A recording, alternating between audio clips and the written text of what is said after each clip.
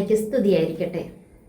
ആൻമരിയ പബ്ലിഷേഴ്സിൻ്റെ പരിശുദ്ധ കുർബാനയെ അറിയാം അനുഭവിക്കാം എന്ന യൂട്യൂബ് പഠന പരമ്പരയുടെ 14ാം എപ്പിസോഡിലേക്ക് സ്വാഗതം. ദൈവ ഐക്യ ശുശ്രൂഷ. ദൈവ ഐക്യ ശുശ്രൂഷയുടെ പ്രധാന ഘടകം പരിശുദ്ധ കുർബാന സ്വീകരണവും അതുവഴി ലഭ്യമാകുന്ന ദൈവ ഐക്യവുമാണ്. കാർമ്മികൻ നിവർന്നു നിന്ന് കൈകൾ ഉയർത്തിപ്പിടിച്ചുകൊണ്ട് കർത്തൃപ്രാർത്ഥനയോടെ ഒരുക്ക പ്രാർത്ഥന ചൊല്ലുന്നു. കുർബാന സ്വീകരണത്തിൻ്റെ അടുത്ത ഒരുക്കമായി ദൈവജനം സ്വർഗസ്ഥനായ പിതാവിനെ വിളിച്ചപേക്ഷിക്കുന്നു. അനുരഞ്ജന ശുശ്രൂഷയിലൂടെ ദൈവമക്കളുടെ സ്വാതന്ത്ര്യത്തിലേക്ക് കടന്നുവന്ന ആരാധനാ സമൂഹം ദൈവത്തെ ആബാ പിതാവേ എന്ന് വിളിച്ചു പ്രാർത്ഥിക്കുന്നു. ഇവിടെ സ്വർഗസ്ഥനായ പിതാവേ എന്ന പ്രാർത്ഥന ചൊല്ലുമ്പോൾ ആദ്യത്തേതുപോലെ കാനോന ചേർക്കുന്നില്ല. സ്വർഗത്തിൻ്റെ മുൻപിൽ യാചനയോടെ നിൽക്കുന്ന മനോഭാവത്തിൽ ദൈവജനം കൈവിരിച്ചു പിടിച്ചു പ്രാർത്ഥിക്കുന്നു. കൈവിരിച്ചു പ്രാർത്ഥിക്കുമ്പോൾ കൈകൾ ശിരസിന് മുകളിൽ വരാതെയും കൈമുട്ടുകൾ ദേഹത്ത് തൊടാതെയും ഉള്ളം കൈകൾ മുകളിലേക്ക് തുറന്നും കൈ നേരെ യാചനാരൂപത്തിലും പിടിക്കണം. ഈ ക്രമങ്ങൾ കുർബാന പുസ്തകത്തിലെ പൊതുനിർദ്ദേശങ്ങൾ നമ്പർ 14 കൊടുത്തിട്ടുണ്ട്. ഞങ്ങൾക്ക് ആവശ്യമായ അപ്പം തരണമേ എന്ന് പ്രാർത്ഥിക്കുമ്പോൾ സെഹിയോൻ മാളികയിൽ മുറിച്ച് നൽകപ്പെട്ടതും ജീവൻ നൽകുന്നതുമായ തൻ്റെ ശരീരമാകുന്ന അപ്പം ഞങ്ങൾക്ക് തരണമേ എന്നാണ് നാം പ്രാർത്ഥിക്കുന്നത്. ദൈവവുമായി തങ്ങൾ അനുരഞ്ജനപ്പെടുകയും പാപകരമായ ജീവിത രീതി തിരുത്തുകയും ചെയ്തുവെങ്കിലും നാം ജീവിക്കുന്നത് പ്രലോഭകരമായ സാഹചര്യങ്ങളിൽ തന്നെയാണ്. അതിനാൽ പ്രലോഭനത്തിൽ ഉൾപ്പെടുത്താതിരിക്കാൻ ദൈവത്തിൻ്റെ സഹായം പ്രത്യേകമായി യാചിച്ചുകൊണ്ടാണ് കാർമ്മികൻ തുടർന്നു പ്രാർത്ഥിക്കുന്നത്. എന്ന കാർമ്മികന്റെ ആശംസ കുർബാനയിലുള്ള ഉദ്ധിതനായ ഈശോയുടെ സാന്നിധ്യത്തെയാണ് സൂചിപ്പിക്കുന്നത്. വിശുദ്ധ കുർബാന വിശുദ്ധ ജനത്തിനുള്ളതാകുന്നു എന്ന കാർമ്മികന്റെ പ്രഖ്യാപനം കുർബാന സ്വീകരിക്കേണ്ടവർക്കുണ്ടായിരിക്കേണ്ട ജീവിത വിശുദ്ധിയെക്കുറിച്ച് ദൈവജനത്തെ അനുസ്മരിപ്പിക്കുന്നു. വിശുദ്ധ പൗലോസിൻ്റെ വീക്ഷണത്തിൽ ഈശോയിലുള്ള വിശ്വാസം ഏറ്റുപറഞ്ഞ് മാമ്മോദീസ സ്വീകരിച്ച എല്ലാവരും വിശുദ്ധരാണ്. അവർ വിശുദ്ധിയിലേക്ക് വിളിക്കപ്പെട്ടവരുമാണ്. ഈ സമയത്ത് കാർമ്മികൻ കുനിഞ്ഞ് ആചാരം ചെയ്ത് തിരുശരീരം കൈകളിലെടുത്ത് താഴ്ന്ന സ്വരത്തിൽ ഇപ്രകാരം ചൊല്ലുന്നു: കർത്താവേ, നിന്റെ തിരുശരീരം എനിക്ക് ശിക്ഷാവിധിക്ക് ഹേതുവാകാതെ കടങ്ങളുടെ പൊറുതിക്കും പാപങ്ങളുടെ മോചനത്തിനും കാരണമാകട്ടെ.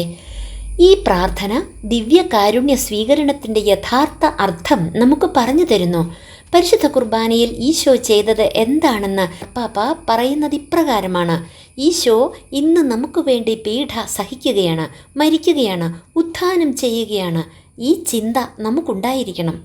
പ്രാർത്ഥനകൾക്ക് ശേഷം കുർബാന അർപ്പിക്കുന്ന വൈദികൻ ആദ്യം കുർബാന സ്വീകരിക്കുന്നു. അന്ത്യ അത്താഴത്തിൽ വെച്ച് ഈശോ ആദ്യം ഭക്ഷിക്കുകയും അനന്തരം മറ്റുള്ളവർക്ക് കൊടുക്കുകയും ചെയ്തതിൻ്റെ അനുസ്മരണമാണിത്. നമ്മെ ജീവിപ്പിക്കുന്ന കർത്താവ് ഈശോ മിശിഹായുടെ കൃപാവരം അവിടുത്തെ കാരുണ്യത്താൽ നാം എല്ലാവരിലും സമ്പൂർണ്ണമാകട്ടെ എന്ന് കാർമ്മികൻ ചൊല്ലുമ്പോൾ സമൂഹം കുരിശു വരച്ച്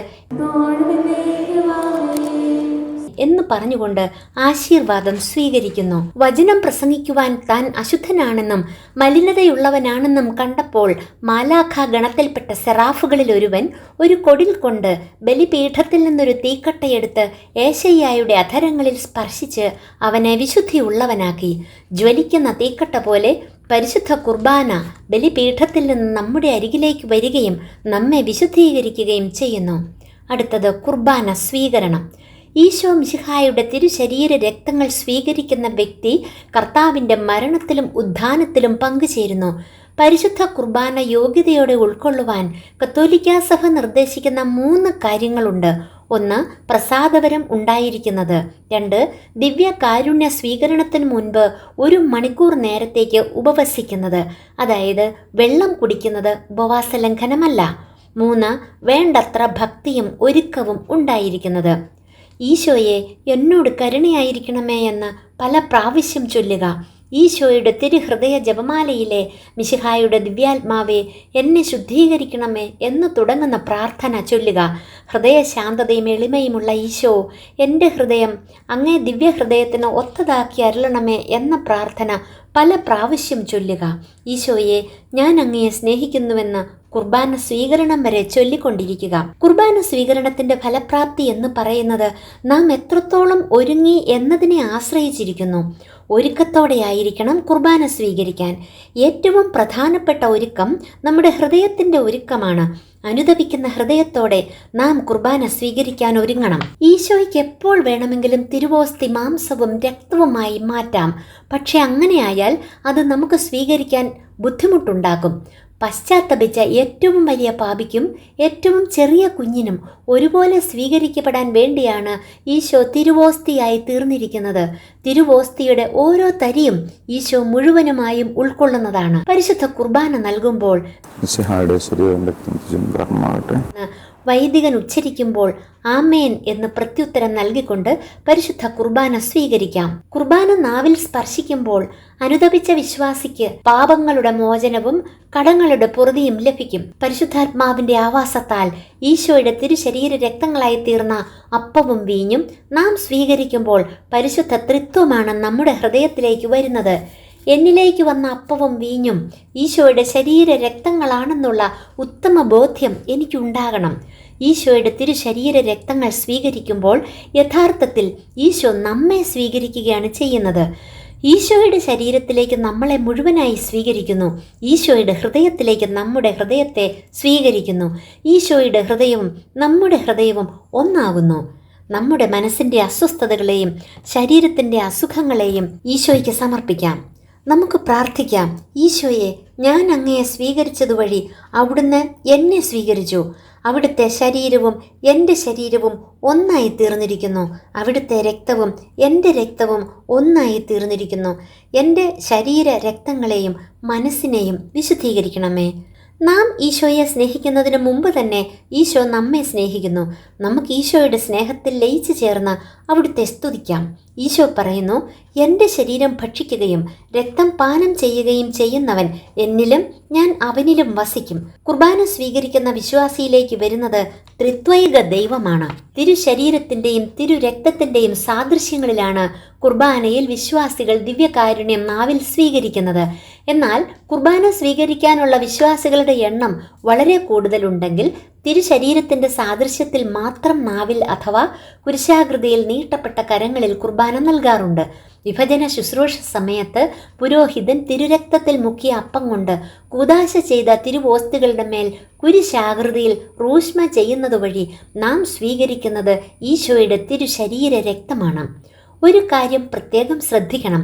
അപ്പമായി നമ്മിലേക്ക് വരുന്ന ഈശോ അപ്പത്തിൻ്റെ ഓരോ തരിയിലും ഉണ്ടെന്ന ബോധ്യം നമുക്കുണ്ടായിരിക്കണം. അപ്പം കയ്യിൽ നിന്നും വായിലേക്ക് സ്വീകരിച്ചതിന് ശേഷം അപ്പത്തിൻ്റെ ഒരു തരി പോലും കയ്യിൽ അവശേഷിക്കുന്നില്ല എന്ന് ഉറപ്പുവരുത്തണം. അങ്ങനെയെങ്കിൽ അതും സ്വീകരിക്കണം. ഒരു തരി പോലും പുറത്തു വീഴാൻ അനുവദിക്കരുത്. കുർബാന സ്വീകരണത്തിന് ശേഷം ഇരുന്നു കൊണ്ട് നാം ഈശോയുമായി വ്യക്തിപരമായി സംസാരിക്കേണ്ട സമയമാണ്. നാം ഈശോയുമായി ലയിച്ചു ചേർന്ന് ഒന്നാകുന്ന സമയമാണത്.